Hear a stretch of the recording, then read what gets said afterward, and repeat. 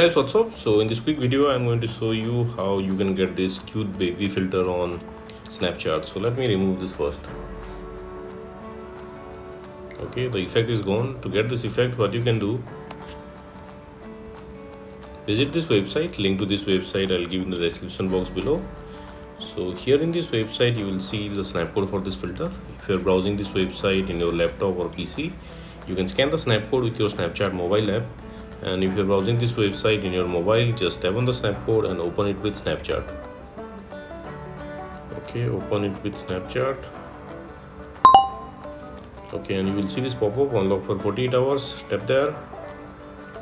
Okay, and there you go, you got the filter. So that's it guys. Likewise, you can get this cute baby filter on Snapchat.